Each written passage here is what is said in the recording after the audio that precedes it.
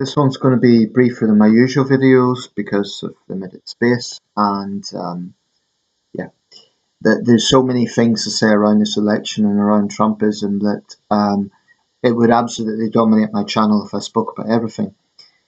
But I want to touch on the issue of character. I think character matters, and of course, policy matters. Policy is a vital issue. Of course, it is. I do think in border states like Arizona, which the BBC featured tonight, Clive Myrie was in Tucson talking to people. I think in states like that, issues like immigration and the economy will be the key issues. So there may well be, it may well be a mistake for the Harris campaign to be talking about democracy and character. But I think it does matter. I mean, it might be practically a mistake, but if Trump wins and those things were not challenged, then naturally, I think they should be challenged. But Harris has a very difficult balancing act. In a way, it's easier for the Trump campaign because he's not even trying to get Democratic votes. The Republicans have actually been on the advantageous side of the electoral college system in modern times.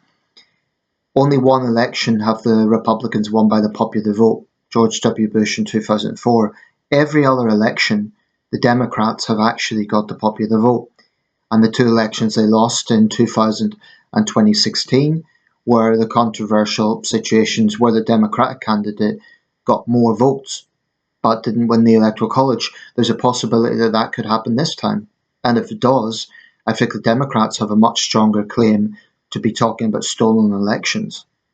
But, you know, I would not envy being an election official in, say, Arizona or Nevada, because there's already signs that they're getting threats.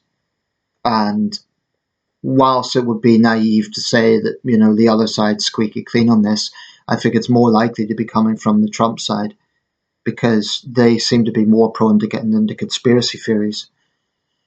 And I remember the count in 2020, there was a mob of armed protesters outside one of the election counts. So Trumpism is creating this atmosphere. That rally in New York City was a cesspit. Trump claims it was a love fest.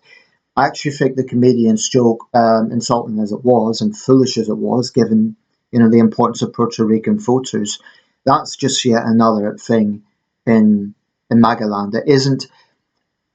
I mean, I understand why it's insulting, but there were other things said that night just as bad, in my opinion. It was just a cesspit of negativity.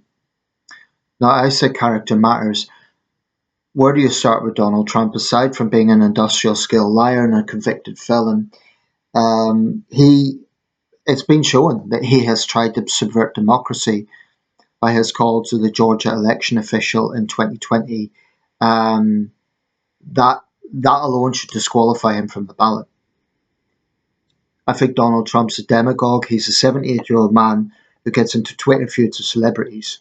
He's a narcissist. And I do think he's a wannabe dictator. The fact that he thinks that Fox News, for example, owes him personal loyalty, that's what dictators do. Putin, Erdogan. They try to pressure media. Well, in those cases, media outlets have no choice. But Trump wants a Russian, Turkish type situation in America, where the media just panders to him. It's very dangerous. And, Trump supporters might say this new film about the young Trump is anti-Trump propaganda, but the fact that he wants to get it banned, again, that's what dictators do, because he doesn't like his portrayal. Well, that is Donald Trump. That is who he is. I think the man is utterly contemptible. But even if you take away characters, actual policies, I mean, mass deportations, Harris is often accused of being vague, but even if Trump got congressional support, that is just not going to happen. It's practically impossible. There's about 11 million undocumented people in America.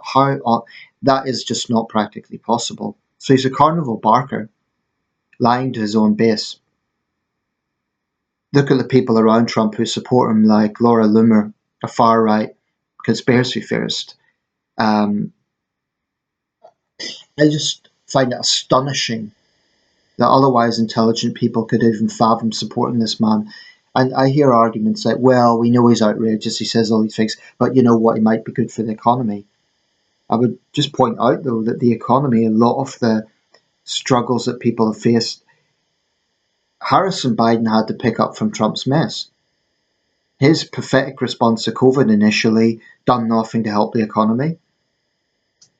And I'm not saying their record is perfect. It's right that Harris is challenged on his positions, but when it comes to character, I would much, much, much rather have a centrist candidate who has pitched to the woke left at times versus a wannabe dictator.